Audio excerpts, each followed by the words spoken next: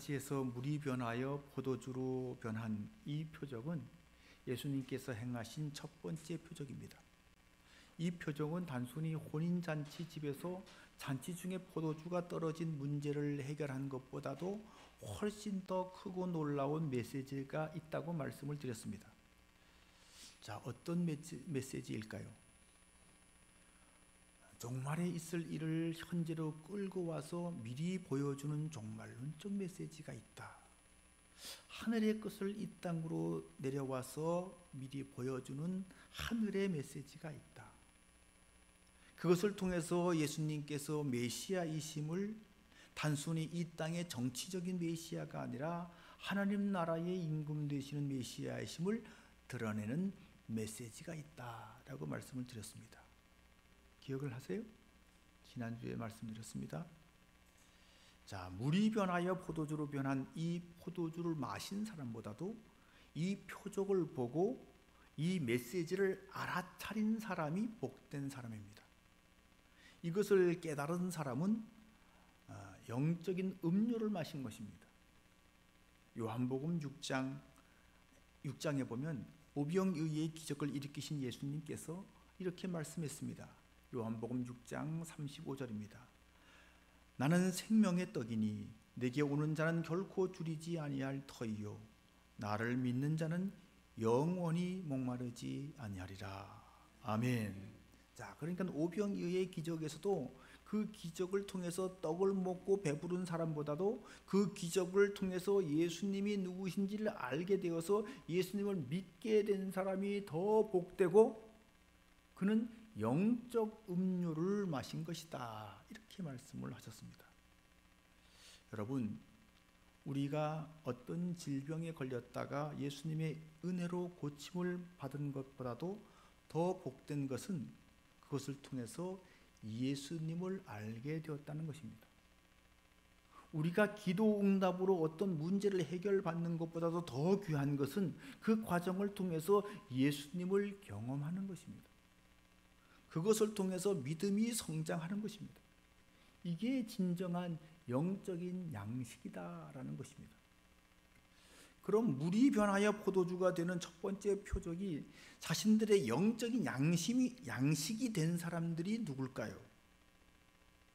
잔치에 참여했던 모든 사람들이 물이 변한 포도주를 마셨음에도 불구하고 그들은 예수님이 누구신지를 깨닫지를 못했습니다. 하늘의 것이 이 땅으로 옮겨진 것인지를 알아채지도 못했습니다. 그러나 그것을 본 사람이 있습니다. 경험한 사람들이 있습니다. 누구죠? 세 종류의 사람이죠. 첫 번째는 마리아, 두 번째는 물떠온 하인들, 세 번째는 제자들입니다. 오늘은 이 사람들이 어떻게 이런 복을 누리게 되었는지를 한번 살펴보려고 합니다. 먼저 제자들입니다. 제자들은 이 표적에서 어떤 역할도 하지 않았습니다. 제자들은 그저 견습생이었던 것 같습니다. 이들은 그냥 보는 겁니다. 예수님께서 어떻게 행하시는지, 어떻게 일하시는지 반복적으로 예수님이 하시는 그것을 보고 배우는 거예요. 자, 이게 참 중요하다는 생각을 갖습니다. 예수님의 제자들은 예수님이 행하시는 것, 예수님이 말씀하시는 것을 늘 보고 듣고 배우는 사람들입니다. 아멘. 나중에 이 제자들에게 예수님께서 이런 말씀을 하셨습니다. 요한복음 14장 12절입니다. 내가 진실로 진실로 너희에게 이르노니 나를 믿는 자는 내가 하는 그 일을 그도 할 것이요 또한 그보다 큰 일도 하리니. 아멘. 자, 그래서 예수님이 행하시는 것을 보는 것이 중요한 겁니다. 예수님께서 행하시는 것을 본 제자는 또 다른 작은 예수가 되어서 예수님께서 이 땅에 행하신 것을 보고 그대로 따라하게 되는 겁니다. 그것이 예수님을 따라가는 것이죠. 아멘. 사랑하는 성도 여러분, 예수님을 잘 따라가는 성도가 되시기를 바랍니다. 우리가 예수님의 제자가 된다고 하는 것은 예수님 흉내라도 내는 겁니다. 아멘. 유진 피터슨이 쓴 이 책을 먹어라 라는 책 서론에 보면 이런 이야기가 나옵니다. 그에게 손녀가 있었습니다. 그 손녀가 정원의 그 흔들 의자에 앉아서 성경책을 열심히 읽고 있었습니다. 그걸 거실 안에서 창밖으로 이렇게 내다보던 이 할아버지가 혼자 그 모습을 보기가 너무 정말 아까워서 아내를 불렀습니다. 여보, 쟤 좀 봐. 세상에 제가 저렇게 성경책을 다 읽고 있네. 하도 예쁘고 귀엽고 신기해서 아내에게 이렇게 말했었던 것입니다. 그러자 옆에 있던 그 할머니가 이렇게 말합니다. 쟤는 아직 글자도 몰라요. 쟤는 그냥 어른들 흉내내고 있는 거예요. 그렇게 말했어요. 여러분, 어린아이가 행동을 배울 때 먼저 뭐부터 할까요? 어른들 흉내부터 내죠. 흉내를 내다 보면 그게 습관이 되고 그게 몸에 익숙해지는 것입니다. 사실 어른들도 마찬가지입니다. 어떤 일을 할 때 보고 배운다는 것이 뭡니까? 보고 흉내내는 것이죠. 흉내라도 내다 보면은 어느새 익숙한 기술자가 되어 있는 겁니다. 그렇지 않습니까? 여러분, 우리 그리스도인들은 예수님 흉내내는 사람들입니다. 흉내내려면 예수님께서 어떻게 하셨는지, 뭘 하셨는지 봐야 할 것 아닙니까? 오늘 본문의 제자들처럼 예수님을 따라다니며 열심히 예수님께서 하시는 것을 여러분 또 볼 수 있기를 주의 이름으로 축원합니다. 아멘. 자, 그 다음 마리아는 어떤 역할을 했습니까? 마리아는 이 잔치집에 포도주가 떨어진 것을 가장 먼저 알았고 그것을 예수님께 알려드렸습니다. 천주교 신자들은 이 본문을 대단히 좋아합니다. 처음에 예수님은 이 문제에 개입하지 않으시려고 소극적인 태도를 취하셨지만 그럼에도 불구하고 마리아는 하인들에게 이렇게 말합니다. 무슨 말씀을 하시든지 그대로 하라. 아주 적극적으로 관여하는 것이죠. 결국 예수님은 자기 때가 아직 되지 않았음에도 불구하고 어머니의 뜻을 존중하는 차원에서 이 기적을 행하셨기 때문에 천주교 캐톨릭은 마리아를 신적 위치에 올려놓고 마리아를 통해서 마리아의 이름으로 기도하면 더 효과적으로 응답을 받을 수 있다, 이렇게 가르칩니다. 그러나 개신교는 이런 해석에 동의하지 않습니다.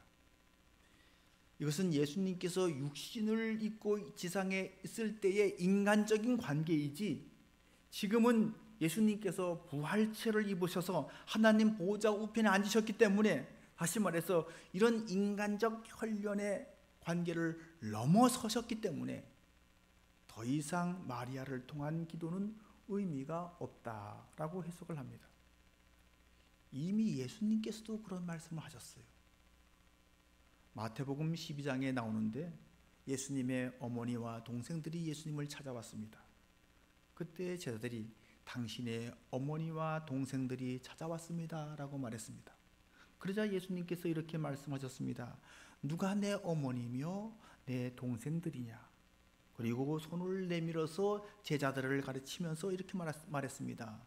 나의 어머니와 나의 동생들을 보라.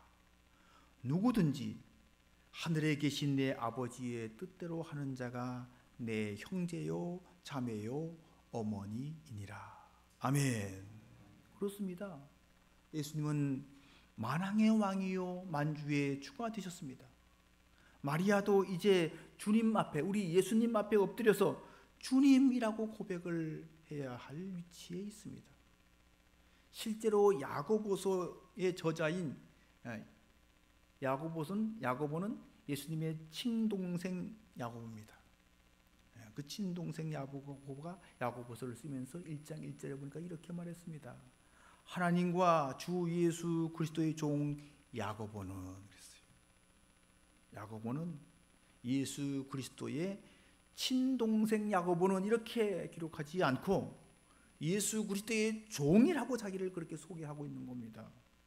예수님과 혈연적인 관계보다 이 관계가 더 훨씬 우선되고 중요하다는 것이죠. 오늘 본문에도 이런 표현이 나와 있어요. 마리아가 예수님께 포도주가 없다고 하자 예수님께서 마리아에게 이렇게 말합니다.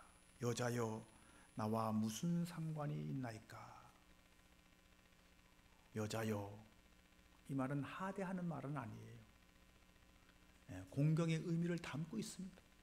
그렇다 할지라도 여러분 어머니한테 여자여 이러면 어머니 기분 좋겠어요? 어머니한테는 그렇게 표현 안 하죠. 그러니까 여기서 예수님이 마리아를 하대하지는 않았지만 어머니라고 하는 혈령적인 친분 관계를 일부러 회피하기 위해서 여자여라고 했다는 거예요. 아멘? 그렇죠? 그렇다면 예수님과 마리아의 혈연 관계에 의지해서 마리아를 통해서 기도하는 것이 더 효과적이라고 가르치는 천주교의 가르침은 오늘 본문을 좀 너무 과도하게 잘못 적용한 것이다, 이렇게 생각할 수가 있습니다. 자, 그럼 오늘 본문의 이 마리아는 어떤 사람에게 적용할 수 있을까요? 먼저 믿은 사람이죠. 먼저 예수님을 알았던 사람이죠. 먼저 예수님을 경험했던 사람이죠. 그러니까 예수님이 누구신지를 먼저 알고 있는 사람으로 우리는 봐야 할 것입니다. 마리아는 예수님이 누구신지를 알고 있었습니다. 그리고 예수님이 어떤 일이든지 할 수 있다는 것을 알고 있었습니다. 그래서 하인들에게 무슨 말씀을 하시든지 그대로 하라고 지시할 수가 있었던 것입니다. 우리는 먼저 믿은 사람 맞습니까? 아멘? 네. 초신자에 비하면 먼저 믿은 사람이죠. 그러니까 마리아가 이렇게 하인들에게 권면했던 시기, 여러분도 초신자들에게 예수님이 누구신지, 예수님이 어떤 분인지 잘 모르는 그런 분들에게 이렇게 여러분 권면할 수 있기를 바랍니다. 한번 순종해 보세요. 한번 기도해 보세요. 하라는 대로 한번 해보세요. 이해가 안 가고 납득이 안 되어도 한번 해보세요. 말씀대로 한번 해보세요. 11조를 못하는 분들에게도 한번 11조 해보세요. 전도 못하는 분들에게도 한번 해보세요. 전도. 기도를 잘 못하는 분에게도 기도를 한번 해보세요. 해보면 달라집니다. 아멘? 그렇습니다. 해본 것과 하지 않고도 뭐 안 된다고 하는 것은 이 천지 차이예요. 마리아는 지금 그 역할을 하고 있는 거예요. 한번 옆 사람과 인사 나눌까요? 한번 해보세요. 아멘. 아멘. 웃으면서 하셔야죠. 부드럽게 하셔야죠. 할렐루야. 아멘. 자, 그럼 예수님이 행하신 이 첫 번째 표적에 적극적으로 관여한 사람이 누굽니까? 하인들이죠. 저는 이 첫 번째 표적이 일어나는데 결정적인 역할을 한 사람이 바로 이 하인들이라고 생각합니다. 물론 예수님께서 일으키신 기적입니다. 예수님 없이는 이런 기적이 일어날 수가 없습니다. 분명히 예수님은 하늘의 문이시고 문제 해결의 열쇠시고 하늘로 통하는 길입니다. 그런데 여러분, 드나들 사람이 없는데 그 문을 열 필요가 있을까요? 그 안에 어떤 것을 꺼내 쓸 사람이 없는데 열쇠가 있으면 무슨 소용이 있겠습니까? 길이 있는 것은 그 길로 가야 할 사람이 있기 때문에 중요한 것이고, 문이 있는 것은 그 문으로 드나들어야 할 사람이 있기 때문에 그 문이 필요한 것이고, 예수님이 구원자이신 것은 구원이 필요한 사람이 있기 때문에 구원자이신 거죠. 자, 그러니까 이 구원이 필요한 사람의 역할, 그 사람의 태도가 대단히 중요한 겁니다. 그런 점에서 이 하인들의 역할이 우리는 아주 중요하다, 이렇게 봐야 할 거예요. 자, 예수님께서 이들에게 명령하십니다. 항아리에 물을 채우라.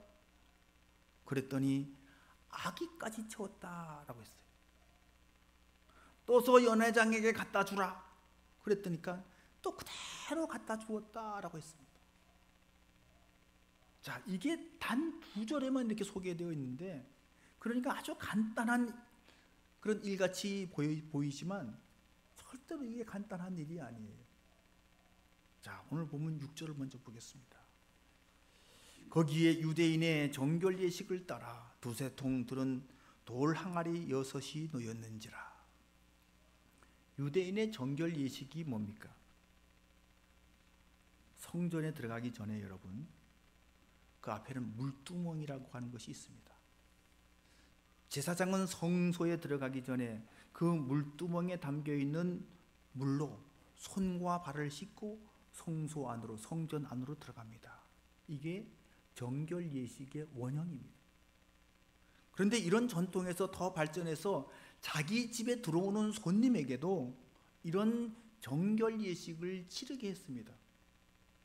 이스라엘은 여러분 건조하고 땅바닥에 먼지가 많이 있습니다.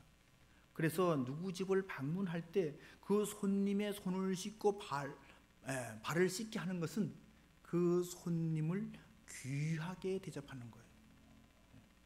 또 유대인들은 음식 먹기 전에 반드시 손을 씻어야 했습니다. 그것이 그들의 정결 의식이었습니다. 그럼 이 잔치집에 많은 손님이 왔을 텐데 이 집에서 손님을 귀하게 대접을 했다면 아마 이 돌 항아리에 물을 사용해서 들어오는 손님들마다 다 발을 씻겨주고 손을 씻어 주었을 것입니다. 그러니까 이 집에 포도주가 떨어지기 전에 뭐가 먼저 떨어졌을까요? 이 항아리에 물이 다 떨어졌을 거예요. 더욱이 잔치집에서 음식을 먹어야 했으니까 음식을 먹기 전에는 뭐 해야 된다고요? 손을 반드시 씻어야 돼요. 자, 그러면 여러분, 이 두세 통 드는 돌 항아리 6개에 채울 수 있는 물의 양은 얼마나 됐을까요? 학자들의 계산에 의하면 20 내지 30갤런 정도의 물량일 것이다 라고 추측을 합니다. 1갤런이 약 200리터 정도입니다. 쉽게 생각하면 드럼통 한 개가 1갤런입니다. 그러니까 이 집에 이 30개의 큰 그 드럼통이 있었고 거기에 물이 담겨 있는데 손님들의 손과 발을 그 물로 다 씻겼다고 볼 수가 있습니다. 자, 그러니까 이 잔치집 손님이 얼마나 많이 왔는지 이 물량을 통해서 우리는 가늠해 볼 수가 있습니다. 자, 그런데 예수님께서 이 빈 항아리에 물을 채우라고 명령하십니다. 하인들은 마리아의 권면을 기억하고 그 말씀에 순종해서 항아리에 물을 채우는데 어디까지 채웠다고요? 아기까지 채웠습니다. 아기까지. 여러분, 이스라엘은 물이 귀한 나라입니다. 가까운 곳에 물이 없습니다. 그러면 이 돌 항아리에 물을 채우려고 한다면 이 하인들이 고생을 좀 했을 것 같아요. 그러면 불평이 나올 만하지요. 그러지 않아도 잔치 준비하느라고 이 항아리에 손님 대접하기 위해서 항아리에 물을 가득 채웠어야 되지 않습니까? 그러니까 항아리에 물을 가득 채우느라고 정말 고생을 많이 했는데 지금 잔치가 끝난 것도 아닌데 또 이 항아리에 물을 채우라고 하니까 아니 올 손님 다 왔는데 왜 또 이 항아리에 물을 채워야 하느냐고 불평을 할 만합니다. 그렇죠? 네. 그런데 아기까지 채웠다 그랬어요. 자, 이것은 이 하인들이 불평은커녕 얼마나 적극적으로 순종했는지를 우리가 알게 해주는 말씀입니다. 그러니까 이 첫 번째 표적, 물이 변하여 포도주가 되는 표적은 이 표적의 숨은 공로자는 바로 헌신자는 바로 이 하인들이었다는 거예요. 자, 성경에서 일어나는 모든 기적은 다 이런 과정을 통해서 일어나는 것을 알 수가 있어요. 하나님께서 역사하시는데 거기에는 순종하지 못할 상황 속에서도 순종하는, 믿을 수 없는 상황 속에서도 믿고 따르는 헌신자들이 있었기 때문에 가능했던 일입니다. 아멘. 자, 오병이어의 기적, 이 표적이 일어날 때도 예수님께서 제자들에게 묻습니다. 우리가 어디서 떡을 사서 이 사람들을 먹이겠느냐? 그때 계산이 빨랐던 빌립이 이렇게 말합니다. 최소한의 양으로 이들을 먹인다 할지라도 200데나리온 어치의 떡이 필요합니다. 바로 그때 안드레가 예수님께 이렇게 말합니다. 여기 한 아이가 있어 보리떡 5개와 물고기 2마리를 가지고 있나이다. 한 어린아이가 자기 먹을 도시락을 내놓은 것입니다. 오병이어의 기적은 한 어린아이가 자기 먹을 도시락을, 보리떡 5개와 물고기 2마리를 내어드리는 헌신이 있었고 희생이 있었기 때문에 가능했던 기적이었다는 겁니다. 아멘.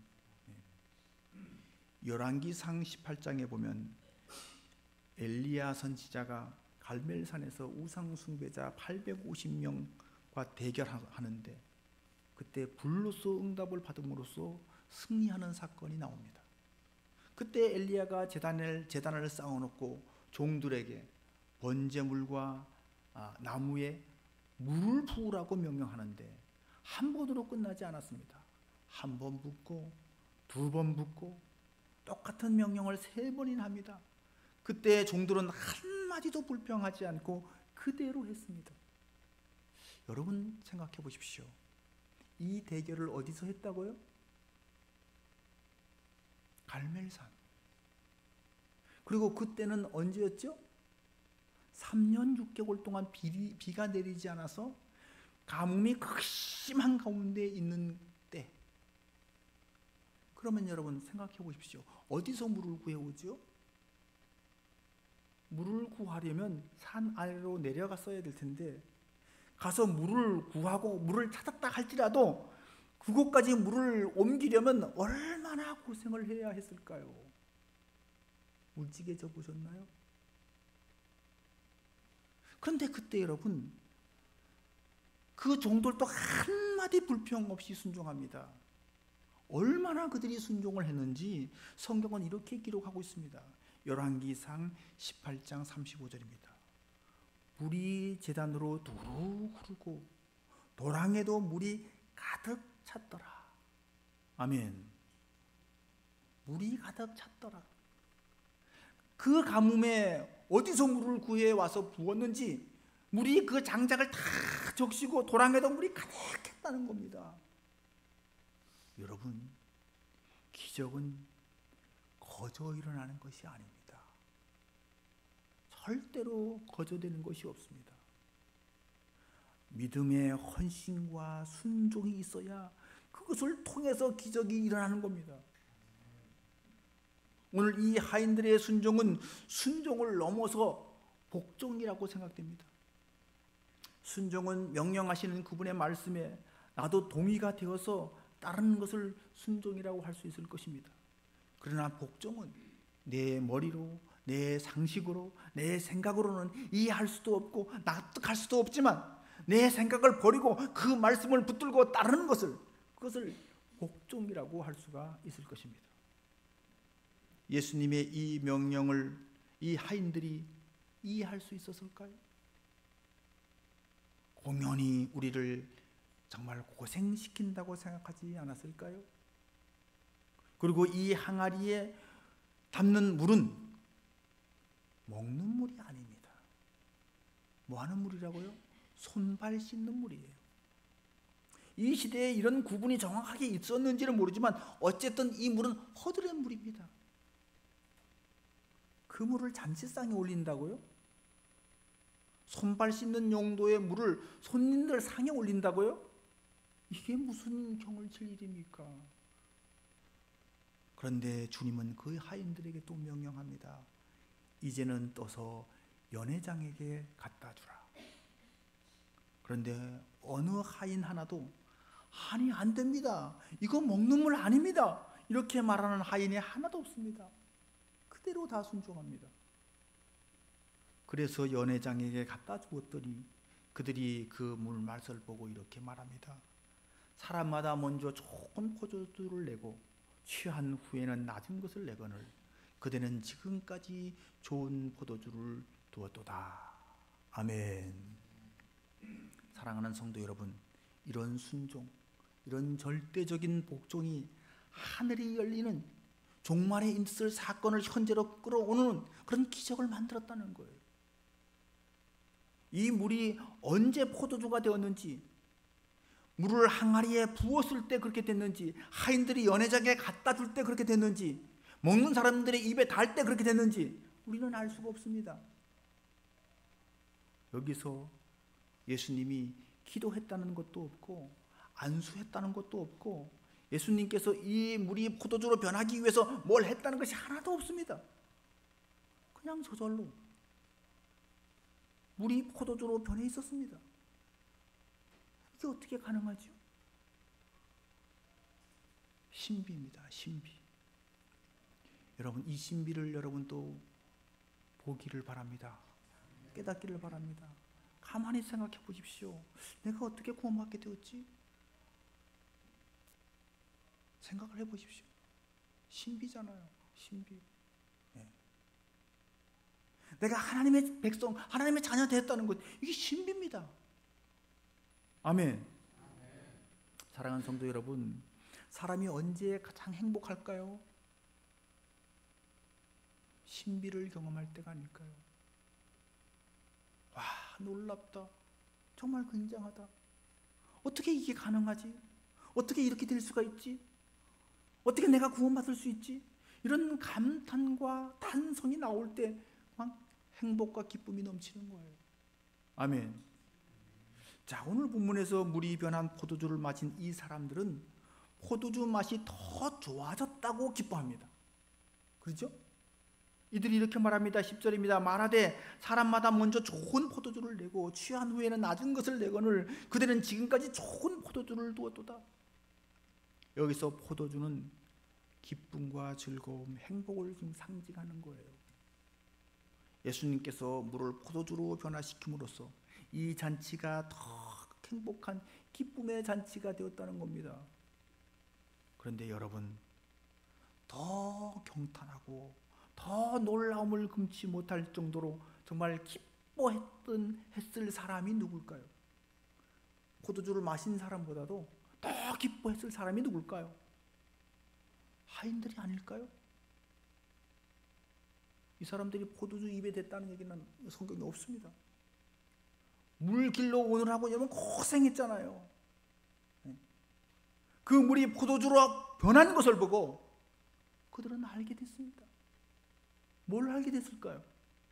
9절을 읽어봅니다. 9절. 연회장은 물로 된 포도주를 맛보고도 어디서 났는지 알지 못하되 물떠온 하인들은 알더라.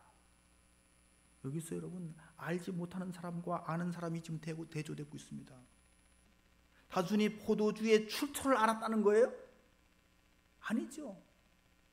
예수님이 누구신지, 예수님이 어떤 분인지 알게 됐다는 겁니다. 물이 포도주로 변한 이 표적은 여러분 창조적 어떤 표적이고 기적입니다. 예수님은 이 세상의 창조주라고 하는 것을 드러내는 표적인 겁니다. 사랑하는 성도 여러분, 주님께 헌신해 본 사람은 압니다.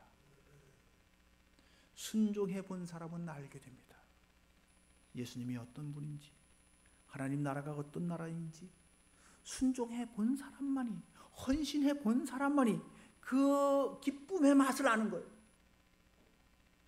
여러분 또 이 하인들처럼 예수님이 누구신지를 알게 되는 그 기쁨을 누릴 수 있기를 주의 이름으로 축원합니다. 아멘. 기도하겠습니다.